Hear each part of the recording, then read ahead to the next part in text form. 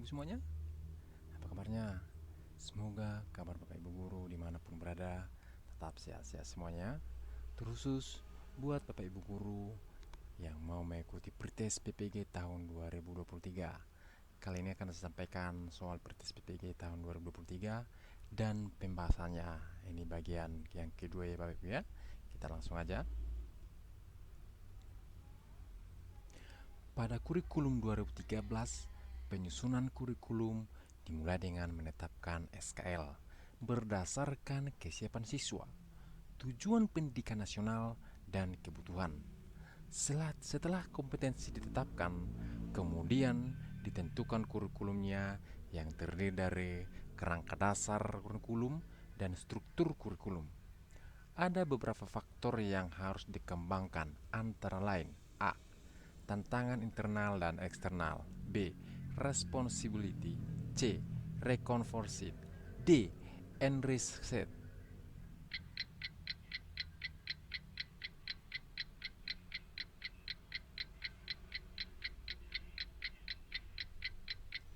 Jawabannya adalah yang A. Tantangan internal dan eksternal. Kita lihat pembahasannya. Tantangan internal. Yang A. Pemenuhan 8 standar nasional pendidikan yang meliputi standar pengolahan dan standar biaya, standar sarana prasarana, standar pendidik dan tenaga kependidikan, standar isi, standar proses, standar penilaian, dan standar kompetensi keluluan. Yang B. Perkembangan penduduk Indonesia dilihat dari pertumbuhan penduduk usia produktif, SDM usia produktif yang melimpah. Apabila memiliki kompetensi dan keterampilan, akan menjadi modal pembangunan yang luar biasa besarnya. Namun, apabila tidak memiliki kompetensi dan keterampilan, tentunya akan menjadi beban pembangunan. Tantangan eksternal. Tantangan eksternal yang dihadapi dunia pendidikan antara lain berkaitan dengan tantangan masa depan, kompetensi yang diperlukan di masa depan, persepsi masyarakat, perkembangan pengetahuan dan pedagogi, serta berbagai fenomena negatif yang mengemuka. Tantangan masa depan antara lain globalisasi dan kemajuan teknologi informasi.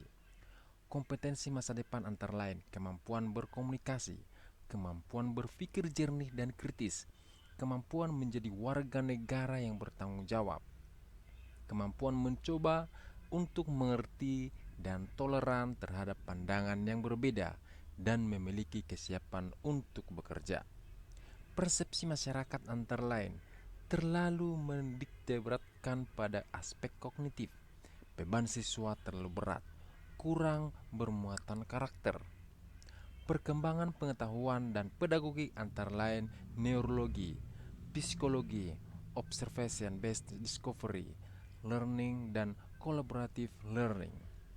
Fenomena negatif antara lain perkelahian pelajar, narkoba, korupsi, plagiarisme, dan kecurangan dalam ujian. Lihat pembahasannya Bapak Ibu. Kita lanjut soal berikutnya. Kurikulum 2013, proses pembelajaran menggunakan pendekatan saintifik. Artinya yaitu A. Kurikulum harus mengandung hal-hal baru sehingga dapat membantu siswa untuk dapat mengembangkan setiap potensi yang dimilikinya. B. Menyeleksi nilai dan budaya, mana yang perlu dipertahankan dan mana yang perlu dimiliki oleh siswa. C. Pembelajaran yang mendorong siswa lebih mampu dalam mengamati, menanya, mengumpulkan informasi, mengasosiasi atau menalar, dan mengomunikasikan. D. Mengembangkan kompetensi dasar, berdasar dan prinsip akumulatif, saling memperkuat atau reconforced, dan memperkaya atau enriched antar mata pelajaran.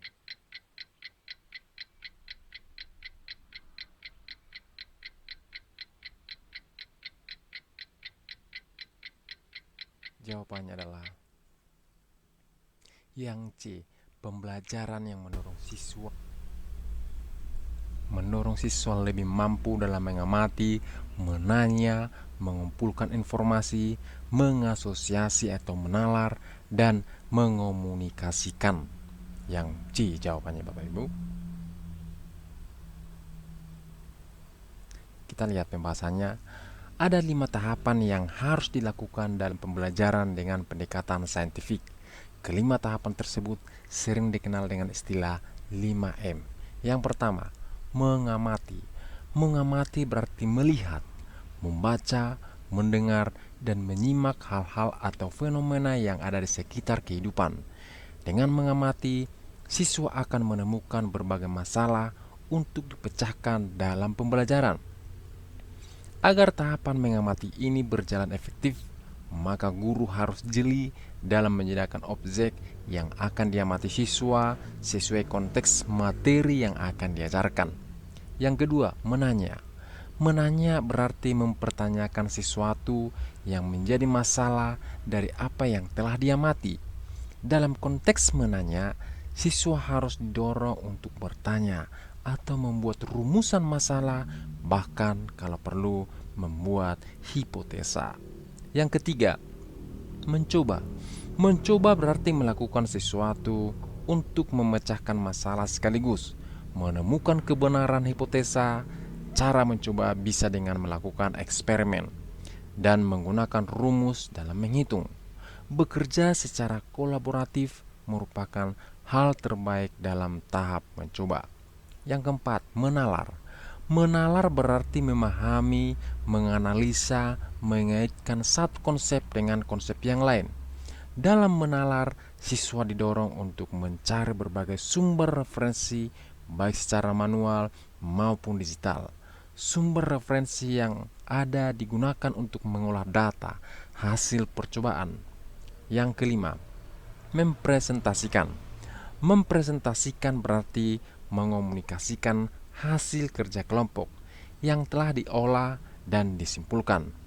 Dalam mempresentasikan, siswa dapat menggunakan produk teknologi seperti LCD proyektor, laptop, dan PowerPoint.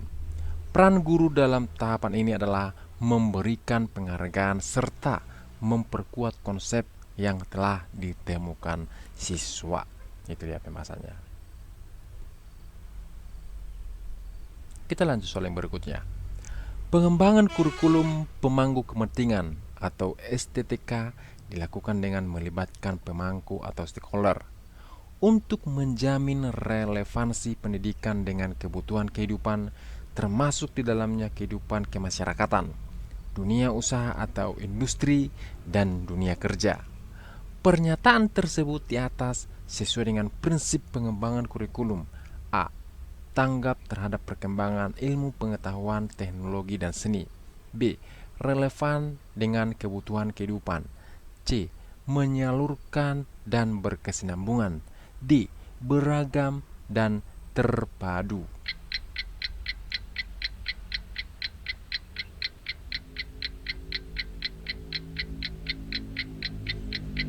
Jawabannya adalah yang C, menyalurkan dan berkesinambungan. Kita lihat pembahasannya Bapak Ibu. Pengembangan kurikulum adalah sebuah proses yang merencanakan, menghasilkan suatu alat yang lebih baik dengan didasarkan pada hasil penilaian terhadap kurikulum yang telah berlaku, sehingga dapat memberikan kondisi belajar mengajar yang baik.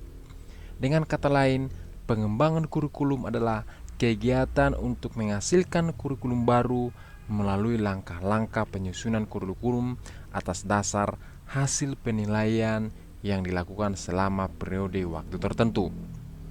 Pada umumnya, ahli kurikulum memandang kegiatan pengembangan kurikulum sebagai suatu proses yang kontinu, merupakan suatu siklus yang menyangkut beberapa kurikulum, yaitu kompetensi tujuan, bahan, kegiatan, dan evaluasi.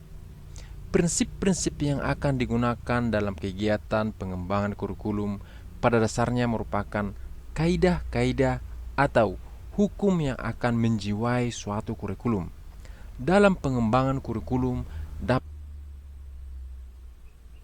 dapat menggunakan prinsip-prinsip yang telah berkembang dalam kehidupan sehari-hari, atau justru menciptakan sendiri prinsip-prinsip baru. Oleh karena itu, dalam implementasi kurikulum di suatu lembaga pendidikan, sangat mungkin terjadi penggunaan prinsip-prinsip yang berbeda dengan kurikulum yang digunakan di lembaga pendidikan lainnya, sehingga akan ditemukan banyak sekali prinsip-prinsip yang digunakan dalam suatu pengembangan kurikulum. Kita lanjut soal yang berikutnya. Kurikulum dikembangkan berdasarkan prinsip bahwa peserta didik memiliki posisi sentral untuk mengembangkan kompetensinya agar menjadi manusia yang beriman dan bertakwa kepada Tuhan Yang Maha Esa, berakhlak mulia, sehat, berilmu, cakap, kreatif, mandiri, dan menjadi warga negara yang demokratis serta bertanggung jawab. Pernyataan tersebut di atas sesuai dengan prinsip pengembangan kurikulum. A. Tanggap terhadap perkembangan ilmu pengetahuan, teknologi, dan seni. B. Relevan dengan kebutuhan kehidupan. C. Menyeluruh dan berkesinambungan. D. Beragam dan terpadu.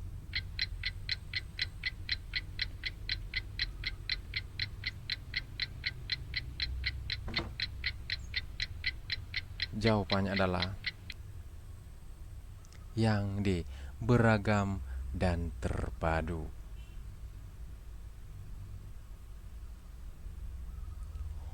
Kita lanjut soal berikutnya.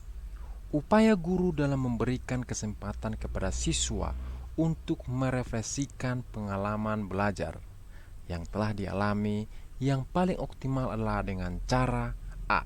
Guru memberikan tes atau pekerjaan rumah setiap akhir pelajaran. B.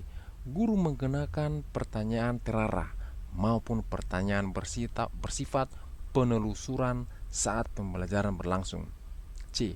Guru mewawancarai tiap siswa tentang capaian atau masalah belajar yang dihadapi siswa dalam belajar. D. Guru menugaskan siswa untuk menuliskan kesulitan siswa dalam belajar.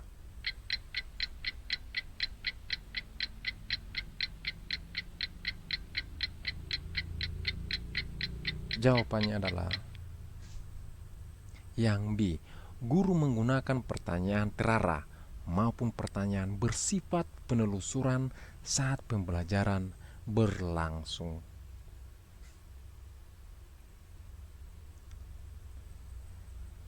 Kita akan bahas Bapak Ibu. Dalam kegiatan belajar mengajar, pasti sudah tidak asing lagi dengan istilah refleksi pembelajaran. Ya, pasalnya refleksi pembelajaran merupakan salah satu kegiatan pembelajaran di mana siswa memberikan umpan balik kepada guru dan terhadap kegiatan pembelajaran yang sudah dilakukan. Refleksi pembelajaran bisa dilakukan dalam bentuk penilaian tertulis dan lisan yang dilakukan oleh siswa untuk guru dan guru untuk siswa, guna mengekspresikan kesan konstruktif, harapan, serta kritik terhadap proses pembelajaran. Melalui kegiatan refleksi pembelajaran, diperolehlah informasi positif dan negatif mengenai kegiatan pembelajaran yang sudah dilakukan, serta bagaimana guru bisa meningkatkan kualitas pembelajaran tersebut.